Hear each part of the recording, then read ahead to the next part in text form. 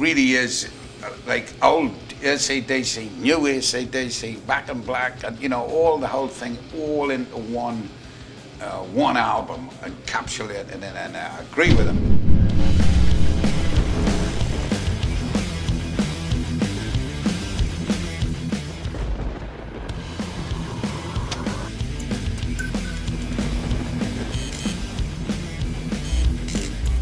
Well, it all come together basically, when I had a lot of the material together for the album. It came about pretty quick after that. It was really a matter of contacting like Brian and Cliff and Phil, and also my nephew Steve, and just letting everyone know, if they would want to be part of doing this project. It was something special. As you can imagine, everybody, I guess, kind of wrote the band off, a few years before. It was a great thing where the bond of friendship and, working together for all those years, nigh on 40 years, and walk in the room and there was everybody, and it was real and you could touch it, and it was electricity in the room, for me. I'm talking about me here now, and it was just, the sad thing was obviously Malcolm wasn't with us because he'd just passed not long before. We knew that this album from the start was going to be a tribute for Malcolm, and that feeling, I think it went through everybody in the room, and even to Brendan O'Brien, the producer, and it was just this let's do it attitude of, let's make this one for Malcolm, It's exciting. Nobody of my age should be this excited, without going to prison. It's another challenge to get back with the boys. I thank, the lads for having the faith to come back, for me to come back and having another shot with them after it all.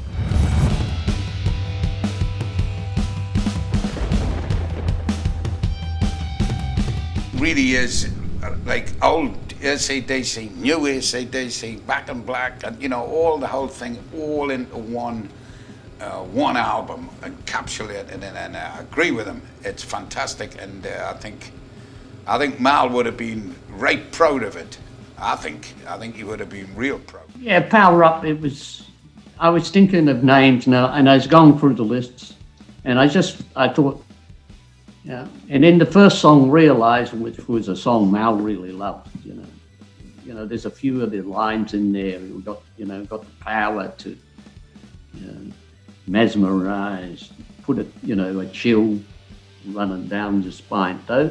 Those phrases, but the power, and I just thought, that's probably what AC/DC was about from the beginning, because AC/DC is electrical power.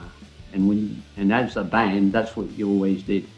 When you walk in a studio, they plug in your guitar, crank on your amp, and you got all that power. And we're putting out this powerful sound. So for me, Power Up is basically you could call it another term, maybe even for the band AC/DC. That's what they do, power up.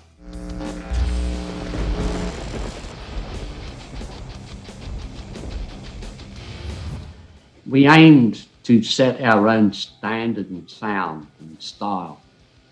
And so that's always been, we wanted to be able to be a band that if you heard it on the radio, you heard a song, or if you heard it anywhere, that as immediately you heard it, you went, well, that's them, that's AC/DC. I hear it straight away, and that's their style. And that's what we always wanted, to capture that and keep that style going. So any album we ever did, the variety comes in what you do with the songs, but the style and how it's played, and again with that powerful sound, that's what we strive for. So every album we ever did had to come up to that standard. A lot of them really come from just before the last album. Prior to that album, Malcolm and myself, we'd had quite a good few years off. And we were very busy. We just gotten, a little studio. We just kept cranking out songs. And we had so many songs that even when we went to do Black Eyes, we just had boxes of songs. And normally when you do an album, you kind of you put down and you go, oh, this is where I am currently, what you've been recently working on.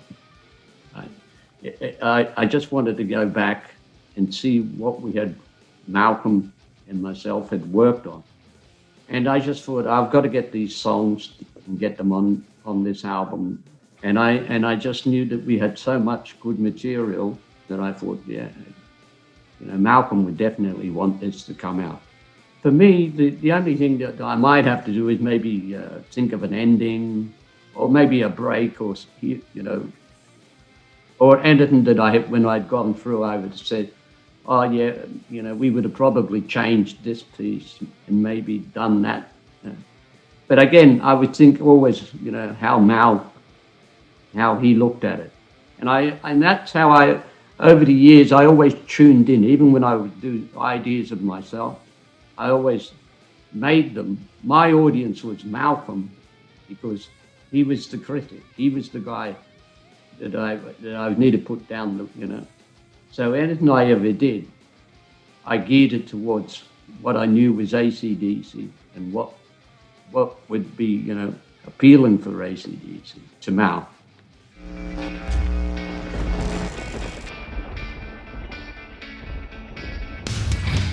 Shot in the Dark, well, first of all, it's just a great rock and roll song.